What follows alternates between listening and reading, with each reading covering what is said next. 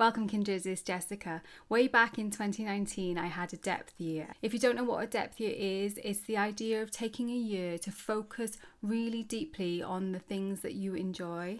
My depth year included elements of low buy and no buy, which meant that I was consciously trying to avoid bringing in more things into my life and focusing more deeply on the things that I already owned. Connecting depth year with a low buy or no buy seems to make a lot of sense at first glance, because you don't want to be bringing new things in if you're focusing on the things that you already have, the things you already own. But if you saw my last video, you'll know that I've misapplied this concept in my life, and I've had quite a few realizations around this lately, which I wanted to share with you. I've recently realized a whole new dimension to depth, which has completely opened up how I am working with the things in my life. Actually allowing that deepening of focus, which was why I wanted to do a depth year in the first place. So this video is also an unrequested VR to Natalia, Tarot Shrink, Anna, Astral Tarot Lady, and Thea, Garden Goddess Tarot. I'll link their videos down below. So in Natalia's video, she was talking about how having more decks, more tarot decks, gives you a lot of different imagery and archetypes to work with, and how that is really enriching and opens up more possibilities for growth and for understanding, for connection with the archetypes. Natalia is she is a psychologist, and so her practice is very deep like that. But I have found, for me personally as well, that having more decks and different artists and different writers' words and explanations of the cards has really enriched my own tarot practice as well. And if I had just stuck with having just one deck, then I would not have had those different perspectives. So I really do connect with that idea of having more decks can actually enhance and deepen depth here a tarot practice. And then I was watching Thea, Garden Goddess Tarot's video, and she made the point that if you are a reader and you know what the meanings of the decks are, then you could literally just get 78 pieces of paper and write the names of the cards on them, and you could read with those cards. And that's true, isn't it? You could do that. It would be sad, and Thea made that point in her video as well. She wasn't advocating for doing that. I loved in her video as well that she drew attention to that idea of having no decks or fewer decks is kind of like a weird reverse flex, as if having less decks is a kind of morally superior position than having lots of decks. And that really stirred something in me. So I was like, yes, the whole minimalism movement, I think, has this kind of morality to it, which makes it does have that association of less equals better and more equals makes you a kind of bad person, I guess. It's as if you haven't got that moral purity that you can get if you have less. And that's so interesting when you think about it and kind of pick it apart. I think with my depth year, I kind of strayed into that not helpful moral judgment of having less things is better, and that has not served me, and it hasn't served my channel either. What I've been sharing and putting out, it hasn't been served by that perspective. And then in Anna, Astral Tarot Lady's video, she was kind of in a middle ground, I guess, where she was responding to Natalia's original video, and she was saying that having fewer decks is helpful for kind of working more deeply with those decks. And even though I connected with what Natalia was saying in her video, I was like, yes, that's true. I do feel like that. There are definitely certain decks which I work with much more deeply, and I just know them better. I've gone more deeply with those decks.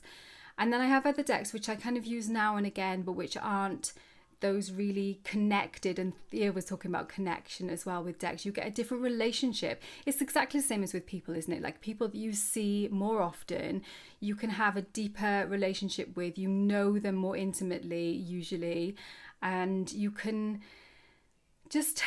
that relationship is sometimes more nourishing. But then on the other hand, sometimes people that you don't see very often, you can also have a really nourishing relationship with. And just because you don't see them all the time, I'm stretching this metaphor here, you can still get an awful lot out of your interaction with them, and obviously with those decks, which is kind of what I'm getting at. What Anna also said, which really struck me as true as well, is that the meanings of the decks change and shift as you change and grow. And I've totally found that with those decks that I connect with and use much more regularly, I have found that I kind of find deepening levels of meaning as I'm working with those decks, and that is really helpful for me too. So what's the answer? We're still at that place of like, how many decks is a good number of decks? Should I have more than one deck? Should I have a huge collection of decks? And I feel like I have come across a whole different way of thinking about it, which helps to kind of unravel this question and really gets to the kind of heart of the conundrum. And I wish that I'd known this when I was doing my own depth year, because it would have completely changed my perspective on things. But I'm just glad that I've kind of got to this place now, and I wanted to share it because it has been just such a huge aha for me. So this new perspective has come from two main sources. The first was an article I read by David Kane, who was the person who inspired my depth year in the first place. He wrote an article called "Everything Must Be Paid For Twice." And even the title just grabbed me in straight away. And then as I was reading it, he talks about how when you buy something like a tarot deck, like a book, like art supplies, you pay the first price, the initial price for the item. But unless you pay the second price, which is like the price of getting the use out of the item, then you may as well not have paid the first price. And it seems kind of obvious, like all the best ideas do.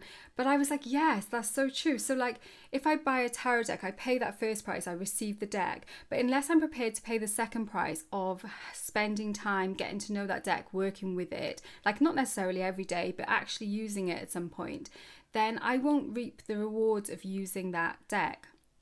And like the same with like art supplies and stuff, I can buy all the art supplies I want, but if I don't actually use them, then they're of no benefit to me. So yeah, so everything must be paid for twice. I was like, whoa, right? And then I watched this video by the Minimal Mom where she was talking about how the things that we have in our homes call for our attention. So like, your pot plants are saying to you, water me, and your tarot decks are saying, read with me, and your piano or guitar is saying, play me.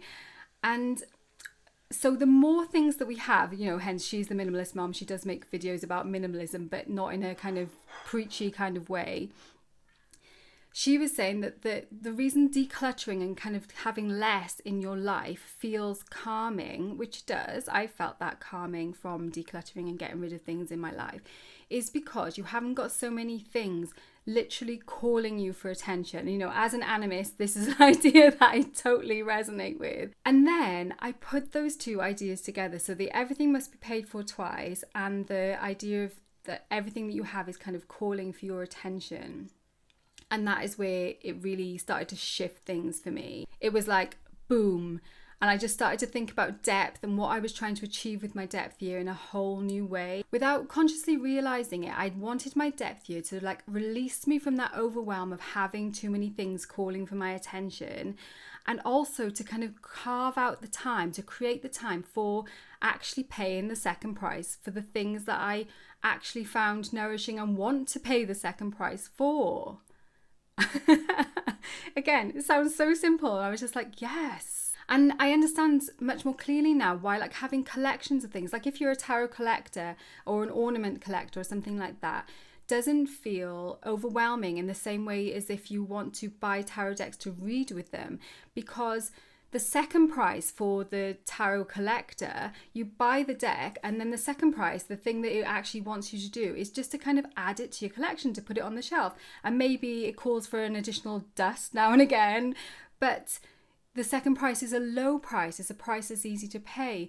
Whereas for me, I had quite a lot of things, and I still have a lot of things where they are calling for my attention, and I just don't have the resources in terms of like time and energy to be able to pay that second price. But for lots of things, I want to be able to pay that second price, because what was the point in getting them in the first place if I don't interact with them, pay that second price, and actually receive what I wanted to get through the purchasing of them in the first place. This shift has also made me realise where my fantasy self is coming into play too, and to be able to kind of put a lid on that a lot better. It's freed me up to be able to release some of the things which I've been keeping because like I should read this book. I should learn to read with this specific tarot deck, which is really like difficult to read with.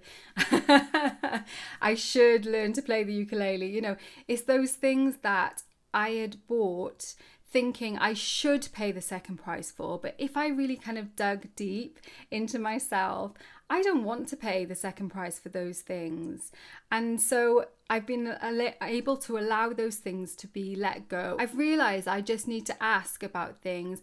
Am I truly willing to pay the second price for this? And do I have the resources in terms of time and energy to pay the second price for this? Like, am I expecting future Jessica to have to pay the price for present fantasy self Jessica's purchases? And this has removed a whole like overwhelm of that calling for attention, like do this, read that with this, it's just constant. And by weeding out these things, which actually I don't want to pay the second price for, it's been really freeing. I haven't done it all yet. This is very much a work in progress. But what I'm aiming to achieve is to move away from that imbalance where I have a huge amount of things which I've stacked up on the first price paid and only a small number of things in the second price paid, and try and address that balance. So how does this, relate back to tarot decks? How many tarot decks should you have? And what I've realized is that, the perfect number of tarot decks to have is as many as I have or you have the space for, space in terms of like physical space, mental space, emotional and spiritual space. If I have enough in the bank in terms of time and energy to pay the second price for those things, then I can safely buy those things. Whereas if I know I already have too many things stacked up, the balance is off, then I know it's not a good time to be bringing in anything else. And obviously, this is a really personal balance.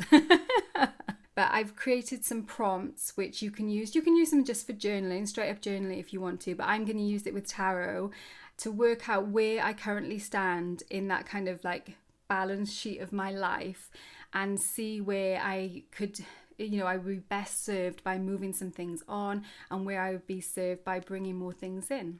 I'm going to use the Joie de Vivre Tarot to read this spread.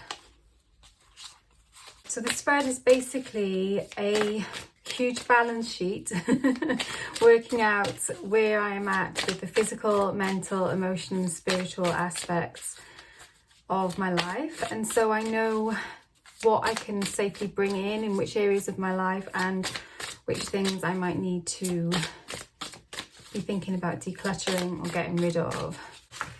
Move that out of the way. So it's quite a large spread, there's a lot of cards, so that's why I've cleared a huge area. So I'll lay them face down first. So this is the physical, this is the mental, this is the emotional, and this is the spiritual. And this is going to be a little bit like airing my dirty laundry in public, because this is where I am currently at with that whole idea of depth, and where I have space, where I don't have space. So let's have a look at the physical first. And I've got the Chariot and Four of Coins reversed. So that's really interesting to me. So I've got a major coming up there in the physical, and with it being the Chariot, it feels like I am kind of making my way forward. This side of the spread is for like the kind of first price paid, and this is the second price paid in that area, and that goes the same for all of them. First price paid, I'm like full steam ahead with the Chariot. I am paying all the prices, getting the things from a physical perspective. Also though, I think bringing in that aspect of making some good choices as well, because I am kind of steering a course. I'm not just kind of buying things willy-nilly, bringing in things into my physical space willy-nilly. I am doing it with a much more thoughtful demeanor, which is that's encouraging card for me here. But then what about these second prices, the physical second prices to pay? And here we have Four of Coins, which came out reversed, which is much more a card of like hoarding. It's such a funny card to come out for depth year in general, because the depth year and that idea of like holding on to what you've got as opposed to like actually working deeply with it. And here, like she is holding onto these buttons, but she doesn't actually appear to be doing anything that creative or that useful with them. And with it coming out reversed as well, I feel like that's saying for me that I definitely do have more work to do around this area of I'm still holding on to too many things at the moment which don't serve me, which are probably more aspects of the fantasy self, you know, of this rather kind of posh and curated, you know, like I'm keeping things which I feel perhaps make me look good and which make me feel like I'm resourced, when really I would be better off letting those things go and creating space so that I can carry on bringing in things more mindfully. So a kind of mixed bag here. I feel like that is a good sign that I am being more conscious and more mindful, and it's very important, you know, with it being a major as well, the things I'm bringing into my physical space. But I have got that, I'm still holding on to too many things. So let's have a look at the mental. And we've got another major, we've got judgment. And the 6 of coins, interesting. So we've got 2 coins coming out in those places. So again, with the mental, judgment. I love it when the cards do this. It's so funny. It's like it couldn't be more on point. So judgment, you know, it is judgment. It's also like discernment. It's that heart is there for good reason. You know, I am mentally, in my mental space, I'm making a real conscious effort to only bring in those things which actually serve me, which excite me, which inspire me, and which are true to my heart's desires. So I'm doing really well from that point of things there. I think this fire for me jumped out straight away, as well as being connected to when I burn my journals. You know, I know I keep on going on about this, but it's created such a massive shift in me that I feel really, it just has completely switched something over in me. So yeah, I love that card coming out here as the input. So I feel like things are good as far as the mental input. I'm being more discerning, I'm having better judgment in that area, and really weighing up, is this serving me? Do I have the space for this? You know, the questions that we've already talked about. And then in the case of paying the second price, I'm here with the 6 of coins. And it's a really, like, again, you know, as with the 4 of coins, it's a card of, like, this is a card of like not exchanging, of keeping hold of. Whereas here, there's a much more flow of energy, flow of coins. So I'm seeing those coins as kind of like being, because this is the mental sphere of my life, as being like the flow of ideas. So I'm not just bringing in things, I'm also part of an exchange of ideas. And so there is like a nice flow going on in this area. And, you know, I feel like my videos will definitely be part of this as well. Things that I create and put out into the world is part of this balance. So from a mental, in that kind of mental area of my life, I feel like that at the moment is looking good, and I'm happy about that. It looks like a healthy balance that I've got going on in that mental area, not so much in the physical. We'll come back to it. So let's look at the emotional. So what have we got here? And we've got the King of Cups on point and the Ace of Swords. Interesting. Okay, so King of Cups for the emotional, you know, the King is the kind of upper level, the kind of epitome of that emotional sphere, is emotional maturity. So again, I feel like this is a really good indicator card coming up here for that, the way I'm mindfully bringing things into my emotional space. Look at this gorgeous like flow and balance that is going on here, and it is a very kind of like symmetrical, balanced card in itself, as is this one. That's interesting as well, isn't it? Whereas this one's a little bit more like asymmetric. But yeah, so that is good. I feel like I'm making good decisions for my whole kingdom of what I am bringing into that emotional space. And then I've got Ace of Swords, as this card has come out for me a lot lately as well. It seems to be following me around, this card and the 4 of Wands are my like current stalkers. And so from a point of view of my paying the second price, this idea of swords with the cups, I feel like is good. we've got the crown of the king again here.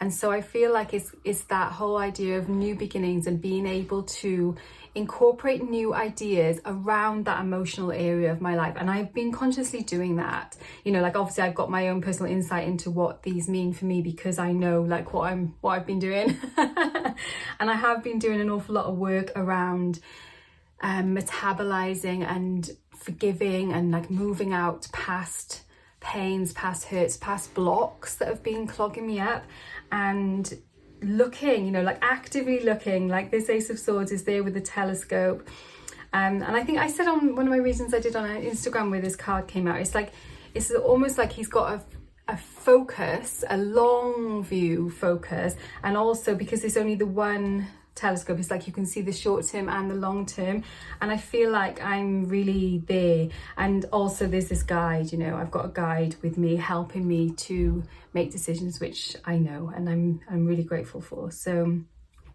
yeah, that's looking pretty good as well. So I'm excited about that, really happy about that, not so happy about that.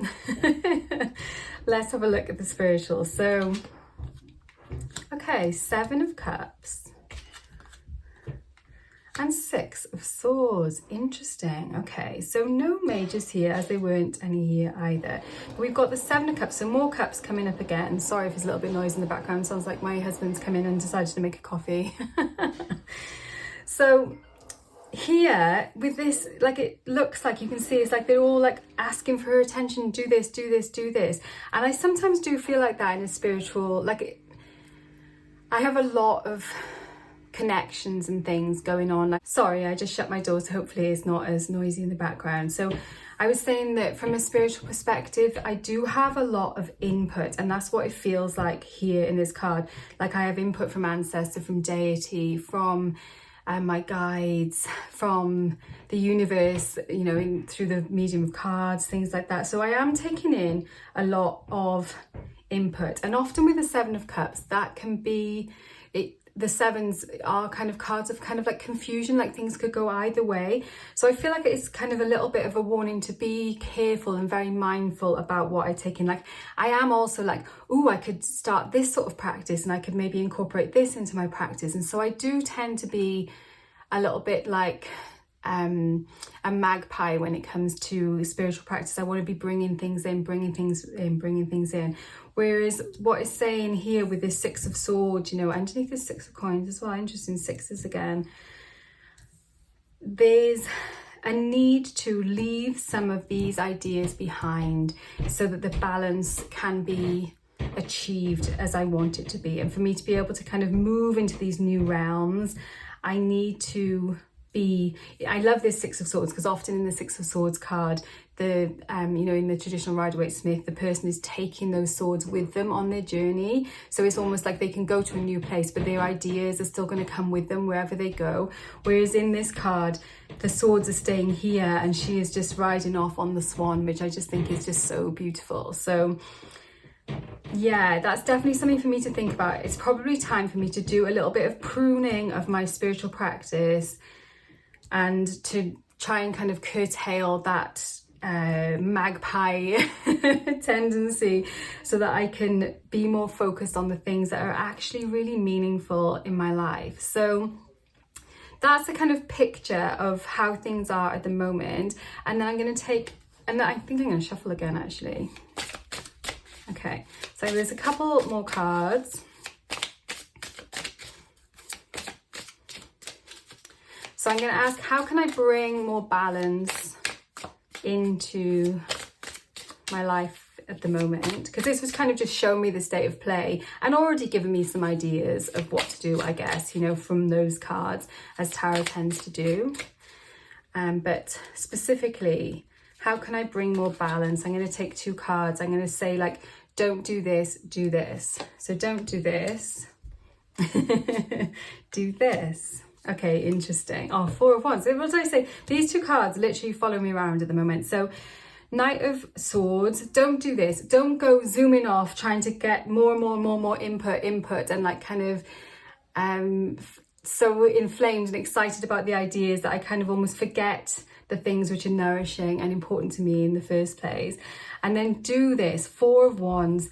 be really rooted, be really kind of like, you know, it's very much a home and hearth kind of card. I feel like it's saying, you know, keep the roots and the kind of heart of my practice. I find this card very heart focused, and there's hearts all over lots of these cards. It's really interesting. We've got hearts, obviously we've got hearts in the cups. Listen to my heart, you know, it's that kind of cliche, but it's because it's true. And stay really rooted and really focus in those things that I know are really nourishing for me and which light my fire. Yeah. And then one last card, just as a message of kind of guidance, a kind of takeaway of my overall advice for this depth year. Well, not this depth year, because I'm not technically in a depth year, but I feel like I've been in a depth year ever since my first one in 2019. Okay, interesting. So we've got 4 of Cups. So that is often, and like I love the write-up in the book. In fact, maybe I'll read that too, because it's really cool. It talks about how, if you look in here, it's that idea of like being in a box, and she says something about taking off. Let me see if I can find it. 3, 4, yeah, here we go. 4 of Cups. So the keywords she gives for this card are epiphany, regroup, contemplation, ideas, and perspective. And I feel like that is so, it's all a matter of perspective. Like I was looking very much at my depth year as a way of like limiting, of narrowing my focus. Yes, going deep, but definitely a narrowing, a limiting of my focus, trying to be kind of like almost blinkered, laser focused on the things that I wanted to work on. But the effect that had was that I didn't actually achieve completely what I wanted to achieve, and it actually led to me making some decisions which weren't nourishing and weren't helpful for me. Let me finish reading, because I said I was going to and then I didn't. So I love the write-ups, even though this is a tiny little white book, this is so cool. Lost in gloom while gazing into a reflecting pool, melancholique doesn't yet notice the cups of opportunity hovering behind him. He ignores his friends who are making attempts at communication. With his hands over his heart, melancholique awakens to realization. It is time for him to look outside the box. His inner divinity is ever present and will bring forth his fullest potential. So, yeah, like that is what I did. I narrowed myself and I focused on certain things, and it did make me kind of sad. And now that I understand so much more deeply what the idea of depth truly is about, it's about that paying the first price, paying the second price, yes, saying no or removing the things which I don't want to pay the second price for, but it's not about limitations and limiting. It's actually the opposite of that.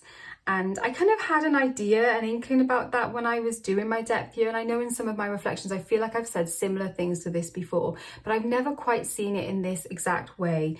So I hope that this is useful. If you would like to do this, I'd love to see your kind of takes on this. I know it's quite a lot of cards. How many is it? 8, 9, 10, and 11 cards. So it's quite a lot of cards, but maybe we could use a tag. Maybe we could do tarotdepthspread, perhaps. I'll put that hashtag in the description and everything anyway. Thank you so much for watching. Let me know what you thought and how you are thinking about all this. Warmest blessings, and I will see you very soon.